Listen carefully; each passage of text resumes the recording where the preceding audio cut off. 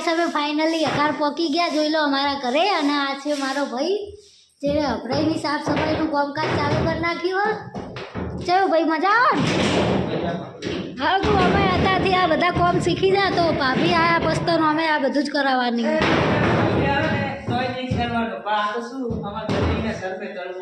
એવું છે એમ? તો પવનની સર્વે કામ કરે એમ? હા તો બરાબર. બાકી ભાભી કહે જ નહીં તારા એવું?